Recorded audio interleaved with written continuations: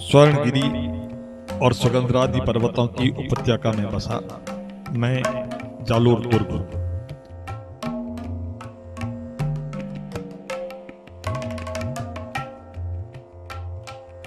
प्रतिहार राजा नागभट्ट द्वारा निर्मित जालोर दुर्ग परमाणु द्वारा मेरा जीर्णोद्धार करवाया गया और विस्तार करवाया गया। कालांतर सोनगरा राजा उदय सिंह और राठौड़ राजा मान सिंह ने भी मेरा निर्माण जारी रखा। अनेकों शासकों ने अपने सत्कर्मों से अपना अमिट नाम इतिहास में अंकित करवाया है।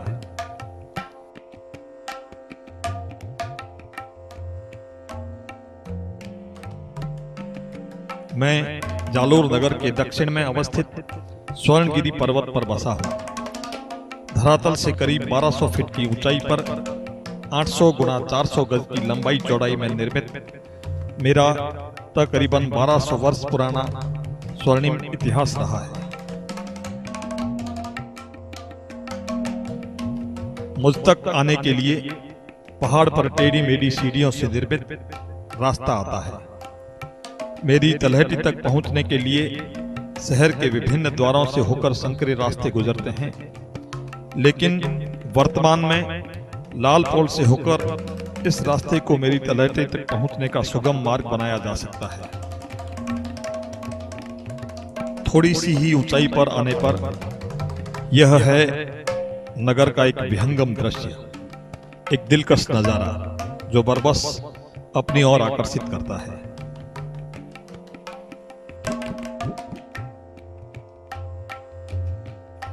यह है राज राजेश्वरी मां क्षमंकरी का मंदिर।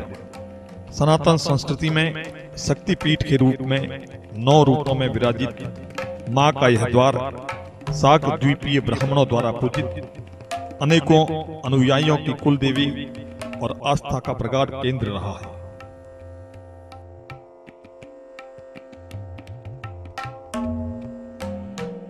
यह है बावड़िया जी अर्थात बायोंसा का मंदिर है। इसी जमाने में इस स्थान पर बलि और मदिरा की धार चढ़ाई जाती थी। यक्षिणी योगिनी 64 रूपों में विराजित सतियों का वास इस स्थान पर कहलाता था। स्त्रियों के रोग निदान इस स्थान पर होते थे। भूपा भूपियां अपने भावों में उनके वांछित प्रश्नों का उत्तर प्रदान करते हैं। आज भी आस्थावान महिलाएं सौंदर्य प्रसाधन के सामान, कपड़े, जूते इत्यादि इन पेड़ों पर चढ़ाकर अपनी मन्नतें मांगती हैं और सदा सुहागन होने की कामना इस स्थान पर करती हैं।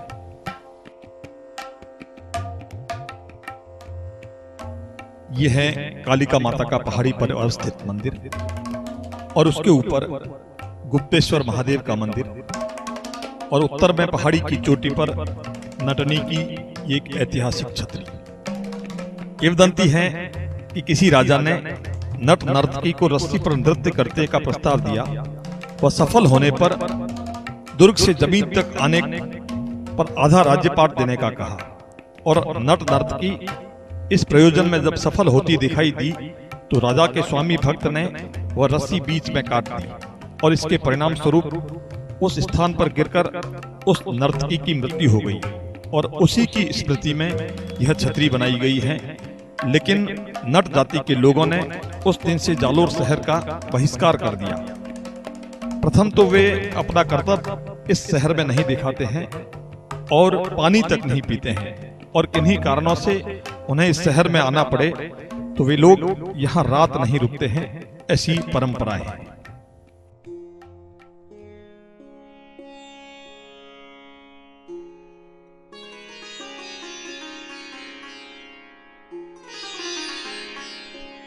यह है मेरा प्रथम प्रवेश द्वार। ठीक पूर्व की ओर मुखातिब इसे सूरज पोल या दिल्ली पोल भी कहा जाता है। ऊपर झरोखे और छोटे छोटे कक्ष बने हुए हैं जिसमें दुर्ग के रक्षक रहा करते थे। तोपों के गोले से बचने के लिए विशेष घुमावदार बुर्ज बने हुए हैं। सामरिक दृष्टि से यह अति महत्वपूर्ण चौकी है। इन कंगूरों में से शहर के उत्तर पूर्व भाग पर नजर रखी जाती होगी और नाकेबंदी की जाती होगी। यह मोर्चा जहां से तकरीबन 330 डिग्री तक नजर रखी जा सकती है। हाल ही में इन तोपों को यहां स्थापित किया गया है। इन तोपों पर नागौरी लोहारों द्वारा निर्मित होने की इबारत अंकित है। वर्षा में खुले में पड़ी ये तोपें आज भी जंग रहित और काफी ठीक हालत में दिखाई देती हैं।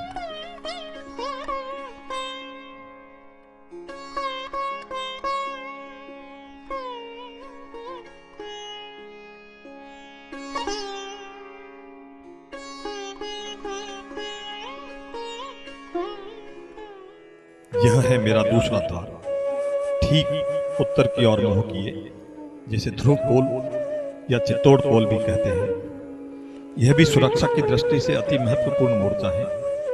उत्तर दिशा से आने वाले दुश्मन पर नजर रखने के लिए सुरक्षा कर्मियों की काफी नफरी यहां रहा करती थी। यहां से सिरे मंदिर और नौबत खाना भी साफ दिखाई देता है। आप जो देख रहे हैं ये दो पास पास बड़े प्रस्तर खंड, जिन्हें डोकरा डोकरी के नाम से जाना जाता है। प्रेमी युगल के प्रतीक के रूप में भी ये पत्थर माने जाते हैं। किंवदंती है कि इन पर 7 छोटे छोटे पत्थर फेंके जाएं और वे उन पर सम या विषम संख्या में ठहर जाएं तो मन वांछित संतान या मनोकामना पूर्ण होती है।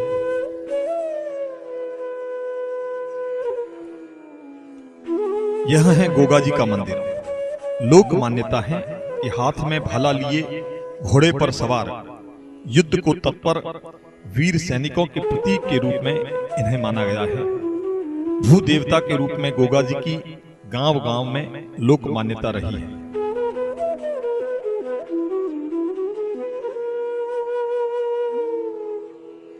यह है मेरा तीसरा प्रवेश द्वार, जिसे चांद पोल कहा जाता है। इसके द्वार पर भी तीखे भाले लगाए गए हैं, जो दुश्मनों के हाथियों से इस द्वार को अभेद बनाने के लिए यहां लगाए गए हैं। यह है मेरा चौथा और अंतिम प्रवेश द्वार, जिसे सिरे पोल या राम पोल के नाम से भी जाना जाता है। महाराजा मान सिंह जी की पुत्री सिरे कंवर के नाम से भी इसे सिरे पोल कहा गया होगा। दुर्ग में प्रवेश पर मंगल मूर्ति गणपति की सुंदर प्रतिमा यहाँ पर विराजमान है। ऊपर किलेदारों के लिए सुंदर झरोखा बना हुआ है। अंदर दोनों तरफ लंबी सालों का निर्माण है, जिसमें किलेदार चौकी नवीस यहाँ इन कोठरियों में रहा करते होंगे। आजादी से पूर्व सन 1942 में इसी स्थान पर स्वतंत्रता सेनानी श्री जय नारायण व्यास, श्री मथुरादास माथुर और श्री द्वारकादास पुरोहित को नजरबंद रखा गया था। राजस्थान सरकार के पुरातत्व एवं संग्रहालय विभाग जोधपुर द्वारा यह स्मारक अब संरक्षित स्मारक घोषित है।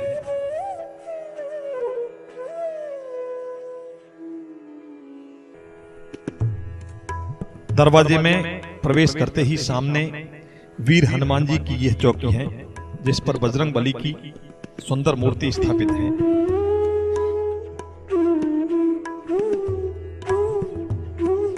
और पश्चिम में शाही मस्जिद तथा उसी से सटी दीवार पर जैन मंदिर। कौमी एकता की यह अनूठी मिसाल हिंदू मुस्लिम सांप्रदायिक सौहार्द का एक अनूठा और बेमिसाल उदाहरण यहाँ दिखाई देता है। यहाँ मंदिर की घंटियां गूंजा करती थी और कभी अजान के स्वर सुनाई देते हैं। इकट्ठे कर लिए हथियार जितने लड़ने वालों ने, इकट्ठे करते इतने फूल तो दुनिया महक उठती।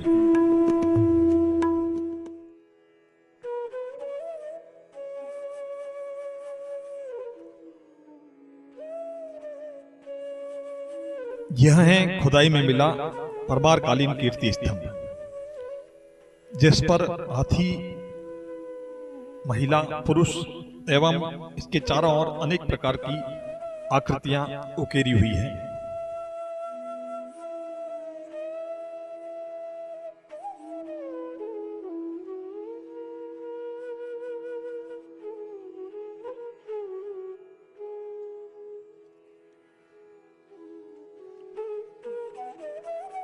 यह है चौमुखा मंदिर, जो किसी समय में तंत्र विद्या के लिए जाना जाता था। इसके अंदर गोल गुंबद पर बारीक कलाकृतियां हैं एवं सभी स्तंभों पर तथा दीवारों पर मूर्तियां एवं बारीक कारीगरी उकेरी गई है। मंदिर के 4 दरवाजे हैं और चारों दरवाजों पर और दीवारों पर संगमरमर के पत्थर पर बारीक कारीगरी का काम देखने को मिलता है।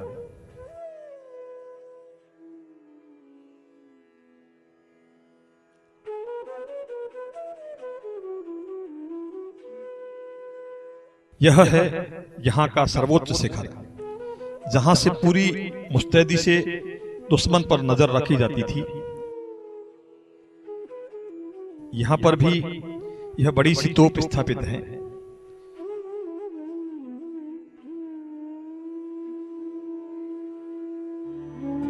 इस स्थान से शहर का तोपखाना, कीर्ति स्तंभ, सुंदेला तालाब और पूरे शहर का एक विहंगम दृश्य यहां से दिखाई देता है।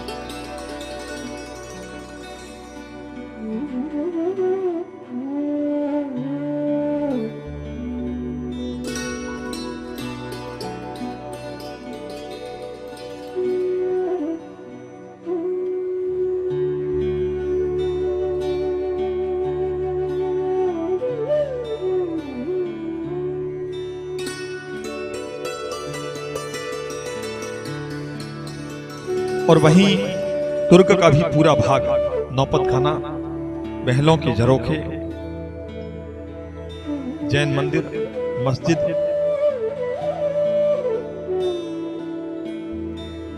तथा कालांतर में बनी दुर्ग परिसर की अलग अलग 4 दीवारी और उसके बुर्ज दिखाई देते हैं।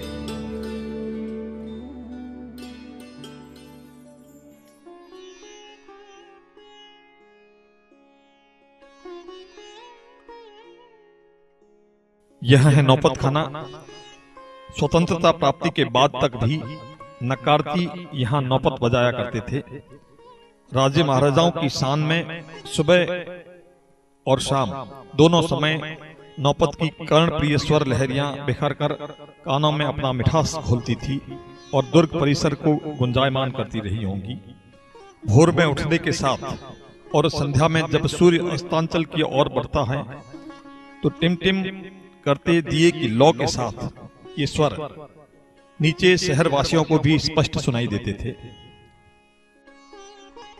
अनेकों संत सूरमाओं और ऋषियों महर्षियों की जन्म स्थली और भरण भ्रमण स्थली होने का गौरव इस धरती को हासिल है। और उन्हीं में से एक योगी हुए हैं योगीराज श्री जलंधर नाथ जी महाराज। कहा गया है कि जोगेसर तपिया जठे लागा पुनरालंक और जल में धर जालोर में इसड़ा भागा अंक। यहाँ के जर्रे जर्रे में इतिहास रचा बसा है और उसकी खुशबू आती है। जाल जाल जलम्या जठे सूर सती सिरमोर और अब के महने देव जो जलम घोम जालोर।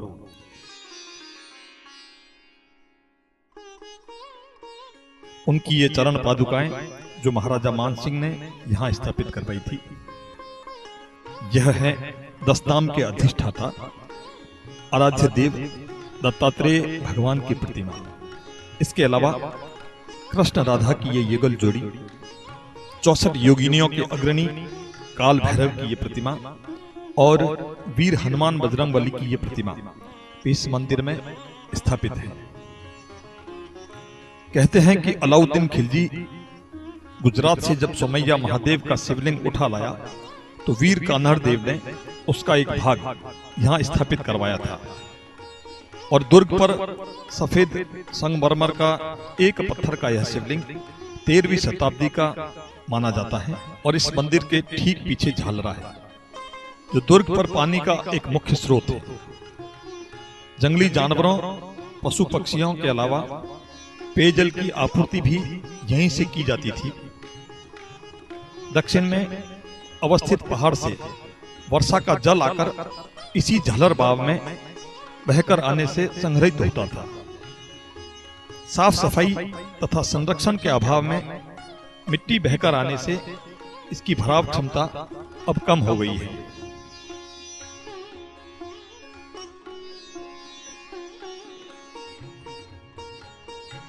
यह है राज राजेश्वरी महाराजा धीराज की कुल देवी जोगमाया माता जी का मंदिर। चौहान कालीन इस मंदिर के अब केवल अवशेष ही बचे हैं।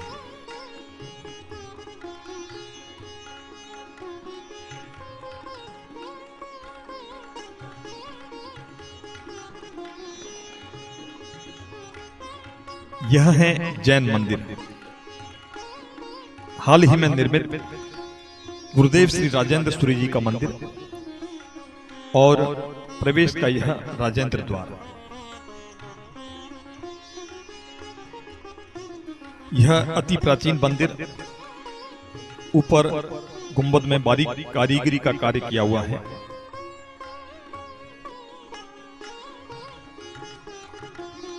संगमरमर के पत्थर से निर्मित अति प्राचीन मूर्तियां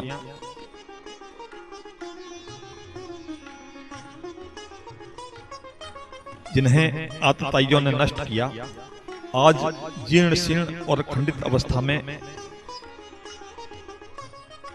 प्राचीन मूर्ति कला एवं शिल्प कला का एक अनूठा उदाहरण इस प्रांगण में है और इसे जीर्णोद्धार कर समय समय पर ठीक करवाया जाता रहा है।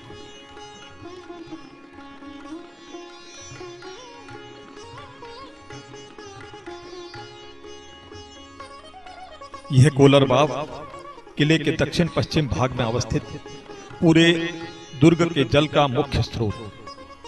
किसी समय में यह बाव बहुत बड़ी हुआ करती थी और इसका बहुत बड़ा भाग अभी जमीन में दब गया और जीर्ण शीर्ण हो गया है।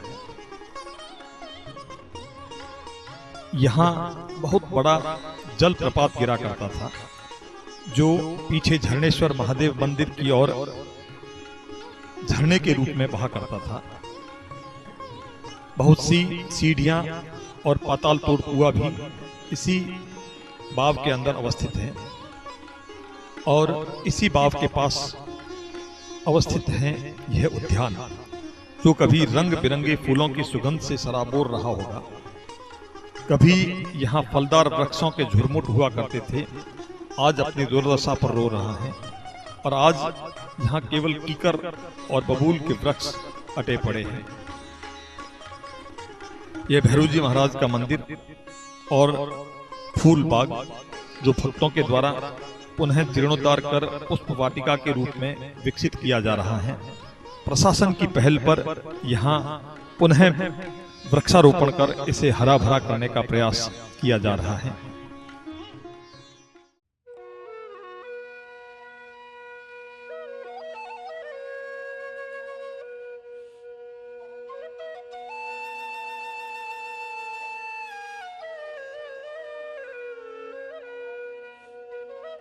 यह है कौमी एकता की प्रतीक हजरत मलिक शाह दातार रहमतुल्लाह अलैह की मजार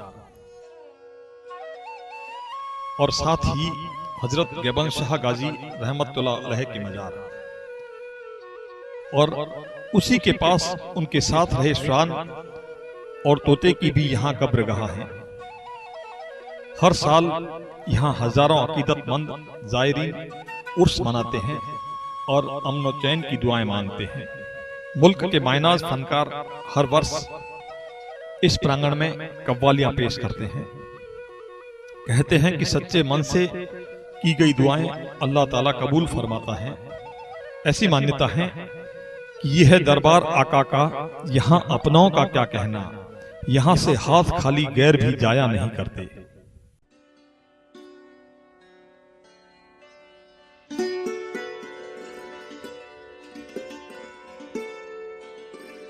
और आइए अब हम प्रवेश करते हैं मुख्य महल में।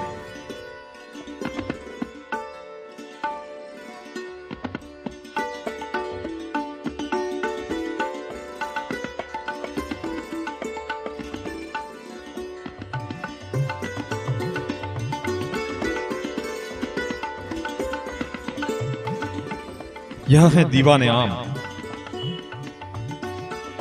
महाराजा इस स्थान पर आम लोगों से मुखातिब हुआ करते थे। सभासद, दरबारी तथा नागरिक अपने राजा के दर्शन भी यहीं से पाते थे। यहाँ पड़ी यह तोप केवल प्रदर्शन के लिए स्थापित है। बाईं ओर अस्तबल और दाहिनी ओर महकमा चाकरी, रसाला और हुक्मरान के लिए आवास बने हुए हैं। आम दरबारी भी इसी चौक में आया करते थे और इसी चौक में दरबार लगा करता था। इससे जब आगे चलते हैं तो इस छोटे से द्वार से दीवाने खास में प्रवेश करते हैं।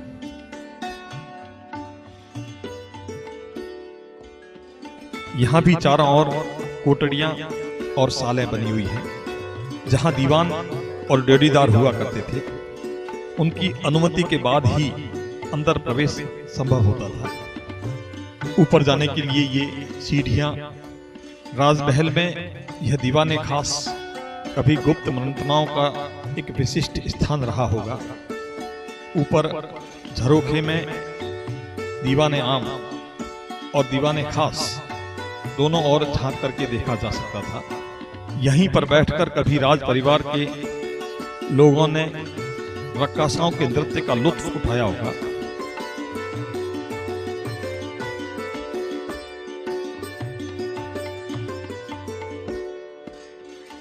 और बीच आंगन में लगा है ये फव्वारा। ऊपर लगे इस पानी के हौज से चला करता था। गर्मियों में छनकर आने वाली हवाएं इस स्थान को ठंडा रखती थी।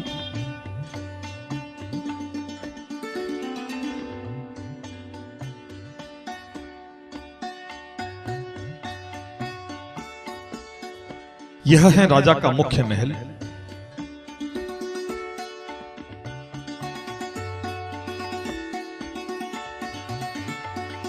और पास में ही गुप्त सीढ़ियां। मुख्य महल में ये ऊपर जो स्थान दिखाई दे रहा है, यहाँ बड़े बड़े झालरीदार पंखे लगाया करते थे, जिसमें रस्सियां जुड़ी होती थी और जिसे डावड़ियां और नौकर चाकर पंखा झला करते थे। ये है राजा मानसिंह का महल और सामने पीछे जाने का रास्ता जो सीधा बगीचे में और मंदिर के अंदर जाने का एक मुख्य मार्ग हुआ करता था। और यह खुला चौगान जहां नाच गान और सभाएं हुआ करती थी। यह है पानी का टांका। पूरे महल का बरसात का पानी यहां संरक्षित किया जाता था, जो वर्ष पर्यंत पेयजल के रूप में काम में लिया जाता रहा होगा। चूना पिसाई के ये पत्थर और यह स्थान महल के वीरान होने तक निर्माणाधीन रहा होगा, इस बात को सिद्ध करते हैं। यह है महल की कोटड़ियां। पूर्व में प्रसाधन, पश्चिम में सीढ़ियां और इन महलों में से पूर्वोत्तर का यह दिलकश नजारा देखा जा सकता था।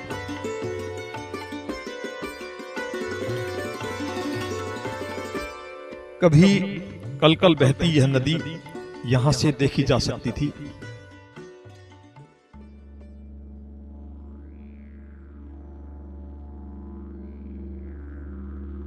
और ये सैन्य चौकियां जो परकोटे पर बनी हैं, कहीं कहीं ये बुर्ज अब खंडहर में तब्दील होते नजर आ रहे हैं।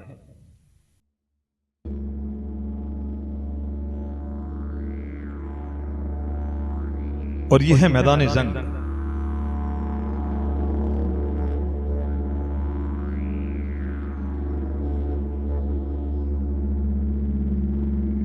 आप जो ये स्थान देख रहे हैं, यह है मृतकों को उतारने का एक स्थान। ऐसी परंपरा थी कि महल के मुख्य द्वार से राज परिवार के अलावा किसी की शव यात्रा नहीं निकाली जा सकती थी। ऐसे में महकमा चाकरी या रक्कासाओं अथवा डावड़ियों के शव इस रास्ते से निकाले जाते होंगे। उसके लिए एक विशेष प्रकार का प्रबंध कर रखा है। एक सुरंग के रूप में यह है दहियों की पोल, जो दहियों का किला नाम से भी जानी जाती है। जीर्णशील हालत में अब इसके खंडहर के रूप में केवल अवशेष ही बचे हैं। आज भी इसकी चार दीवारी और दक्षिण के बुर्ज अच्छे रूप में अवस्थित हैं, लेकिन 1314 ईस्वी की ये इमारत अब खंडहर में तब्दील होती नजर आती है। इसी रास्ते से बीका दहिया ने विश्वासघात कर दुश्मन को अंदर प्रवेश दिया था, और इतिहास साक्षी है कि उसकी पत्नी हीरादे ने देशभक्ति की अनूठी मिसाल कायम करते हुए अपने पति की इस धृष्टता का बदला उसका सर कलम करके लिया था। यहीं की एक कहावत है कि रायोरा भाव राते बीता। अलाउद्दीन खिलजी की फौजें किले पर कब्जा करने की नापाक कोशिश में जब नाकामयाब रही, तो बावट में एक ही रात में शहर से राई जो जिससे और जितनी जिस भाव मिली मुंह मांगे दाम पर खरीद ली गई और रातों रात पहाड़ पर छिड़क दी गई, जिससे कच्चे स्थान पर राई उग आई और दुश्मन को कच्चे रास्ते का पता चल गया, और उसी राई को दूसरे दिन किसी ने कौड़ियों में भी नहीं खरीदा। तब से यह कहावत चली कि रायोरा भाव राते बीता।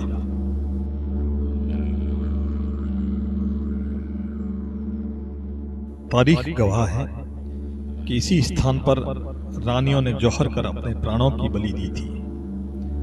मातृभूमि पर मिट जाते जो बनते वो इतिहास हैं, और मस्तक धूल चढ़ाने उनकी झुक जाते आकाश हैं। धूल उड़ाती कफन चंद्रमा बनता दिया मजार पर, और रक्त उन्हीं का रोगन बनकर चढ़ता हर दीवार पर।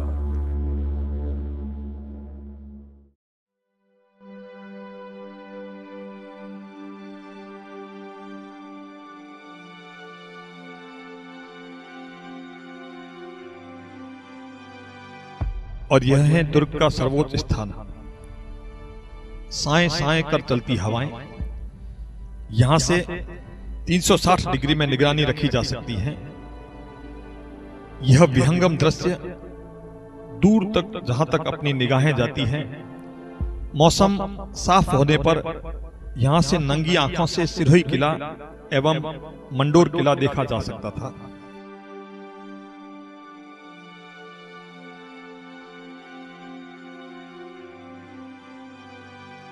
एक बात और बताना चाहूंगा कि उस जमाने में जोधपुर किला नहीं हुआ करता था। यह इमारत 1314 ईस्वी की है, जबकि जोधपुर किले की नींव 1459 ईस्वी में पड़ी थी।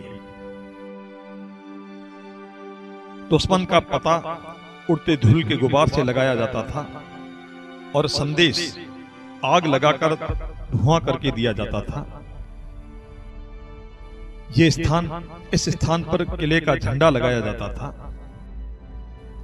चारों ओर का ये दिलकश नजारा, सर्वोच्च शिखर पर रूह एक अलौकिक अनुभूति महसूस करती है।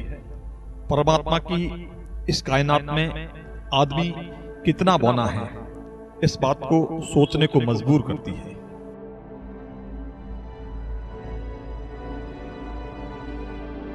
अनेकों संत सूरमाओं, ऋषियों, महर्षियों और वीर वीरांगनाओं की यह पवित्र धरती जालोर।